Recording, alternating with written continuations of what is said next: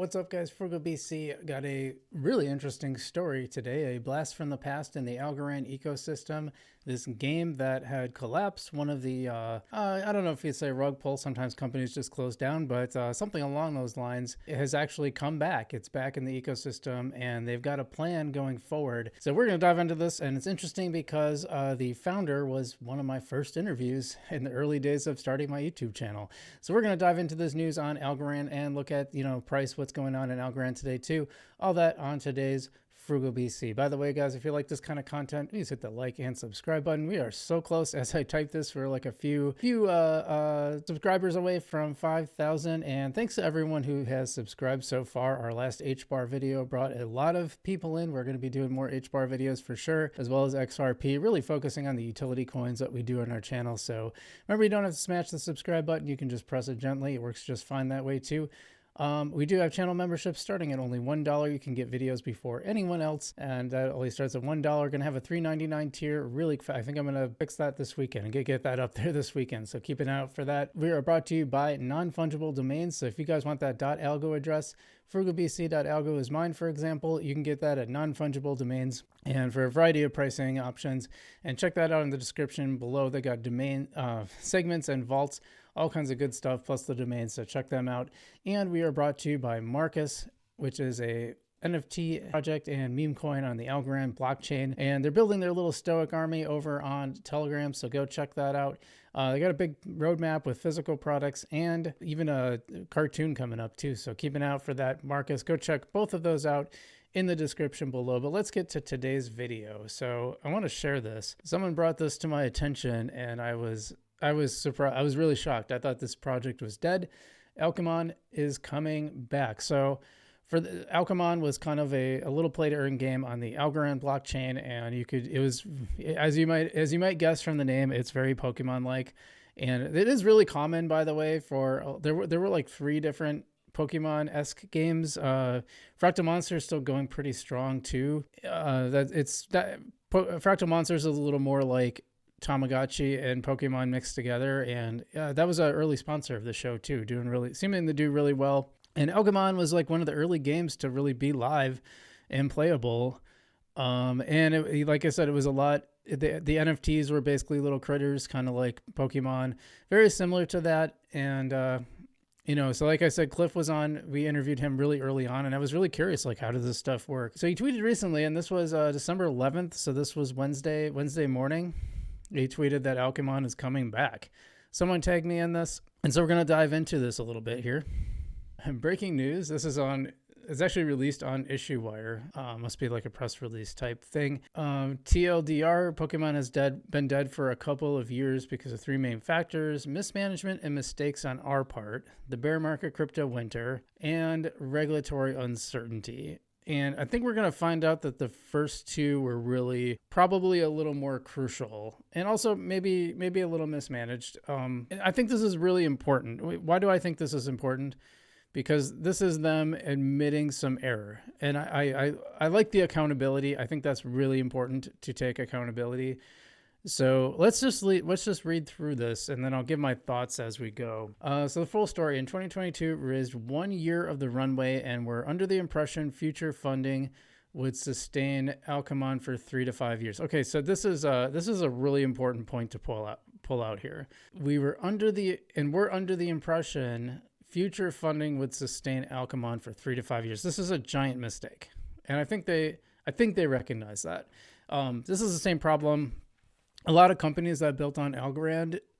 I think they got funding to start up and just assumed that funding was just going to be a resource that was going to continue in perpetuity.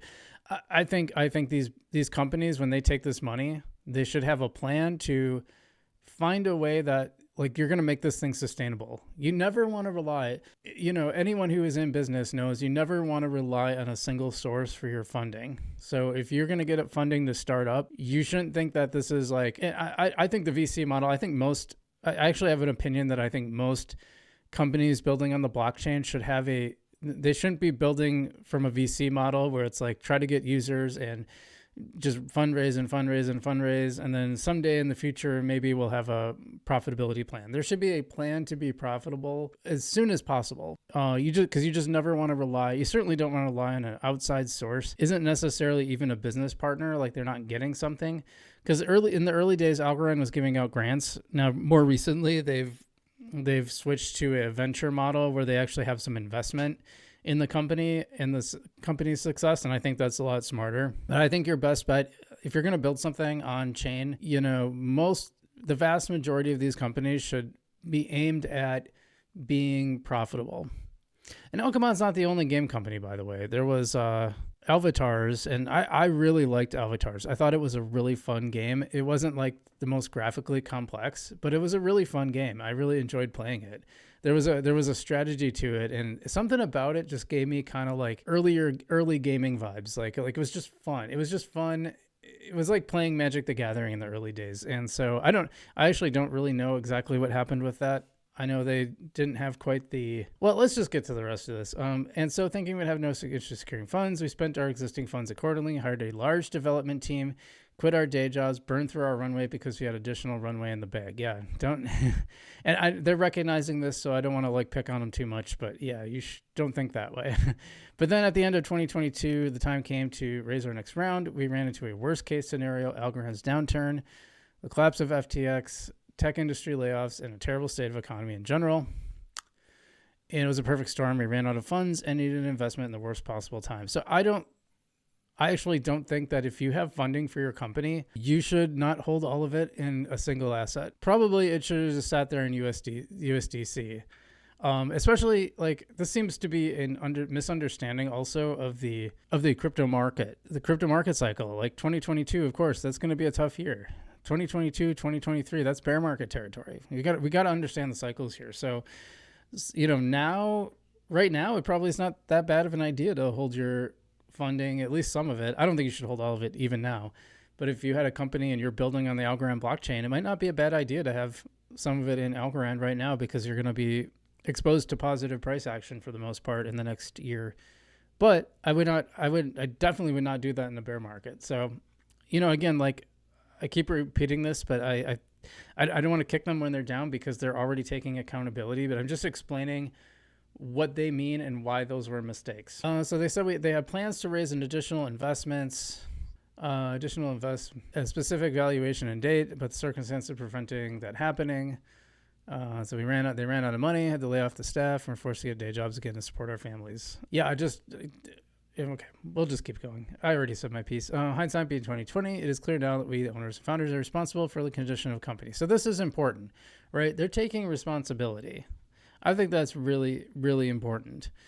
And I also think you have to have some people have called this a rug pull. I think we have to have a better conversation about, like a bigger conversation about what constitutes a rug pull and what's just like companies are going to fail. Like companies are going to start and they're going to fail. And that's just the way it goes. That's just the way business goes. Not every company is going to be successful. And normally we think, if that happens in the regular world, we're like, well, they didn't make it. That sucks. But in crypto, we get extra mad about it. And I understand because people invest in it, but that is the risk when you invest in if you buy NFTs for a company, like there's entirely a possibility it just will, collapse. They say ultimately it's easy to blame the economy, but ultimately it's our fault. They're not the only ones, by the way.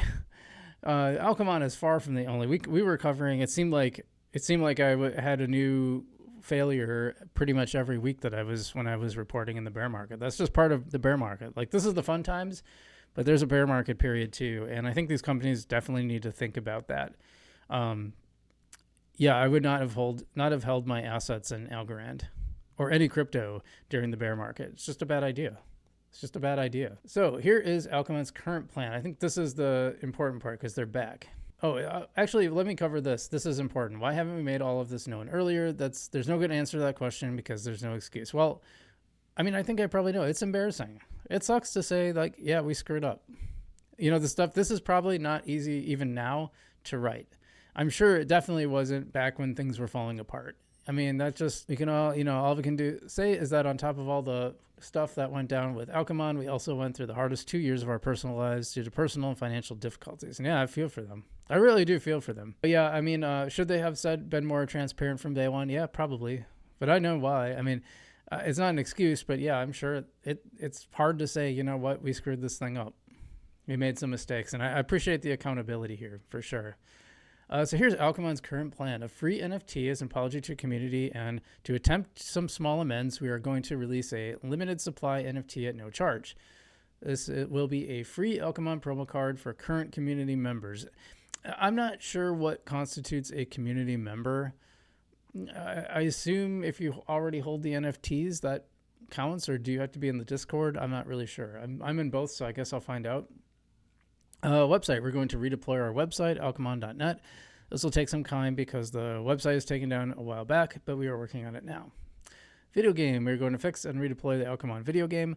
This will be a few months since it hasn't been touched in a couple of years. The first version will be simply what we had last up. That's reasonable. New pack. We'll be releasing our next pack of Alchemond NFTs. These 15 brand new characters will be our first new set in around 2 years, but we are holding off until we fix some issues listed earlier. I think that's a good thing. Yeah. I appreciate that they're not just going to come out and they're not just going to come out and release some packs and be like, hey, give us more money. They're going to fix some stuff first. We are sure this press release will stir up some questions, issues, and perhaps even frustration. We're going to keep our heads down and working on this plan. We love our community, fully recognize that Alchemond will go as far as you carry us. And it's signed Cliff Cannon. Cliff is the person I interviewed. Maxine Cannon, I'm assuming, is his wife. I didn't actually know she was involved, or maybe she's involved now. I guess I wasn't aware of that. And Jack Stanley, president and CEO. So it sounds like they're narrowing down to a smaller team, and I think that's a good thing. You can kind of get a sense, by the way, of what these looked like. Yeah, hiring a big full team was probably a mistake, and never go full hog. If just because you have the money to hire extra people, if you don't really need it. And I don't really know. I'll be fully honest. I don't know what it takes to develop a blockchain game. So maybe they needed it. The Avatars game was basically 2 people, as I understand. One person was working on it full time, and one was part-time. They were brothers. Really nice guys. I saw Cliff. It's interesting too, because I saw Cliff at Dubai Decipher in Dubai, which was the end of 2022. So I kind of wonder, FTX collapsed right before then. He did seem a little off, or he wasn't. He didn't seem super optimistic. And now I think maybe that's why, because all this stuff was going on in the background. So So basically, it is what it is. I mean, you'll have to decide how you feel about this. If you want to give Alchemond a second chance, I'm not telling you to do so or to not do so. Either way. I do appreciate the transparency and honesty. I agree that it should have came earlier, but as you know, you can only do what you can do now, right? You can't go back and change the past. And it sounds like they're going to try to get it back up and running. Now I've got a bunch of Alchemond NFTs that I bought back in the day. There was a time when it was Discord only. It was basically you had to do everything through Discord. It was one of the only Discord games I played because I just don't like that kind of thing. I just find it if you're gonna have a game, to me, have an actual game.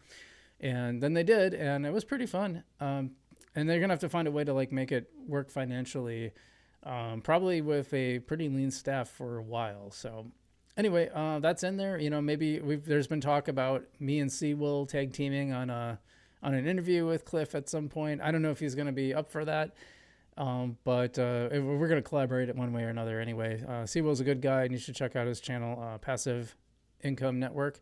But otherwise, I'm Frugal BC. Hope you enjoyed this look at Alchemond and its comeback and my thoughts on it. And otherwise, stay safe out there. Enjoy the bull run. We didn't talk about price, so I'm going to do that really quick. Sorry about that. Yeah, so we've been kind of in a holding pattern, kind of going up and down a little bit. Not too much action, sitting around 44 cents. Still important to keep in mind that, only a month ago we were around the 20-cent territory. So Algorand's still looking pretty good, kind of responding with the rest of the market. And I did want to get that in before we go. But otherwise, I'm Frugal VC. Stay safe out there. Not your keys, not your crypto. Check out all of our stuff in the description below. And I will see you in the future.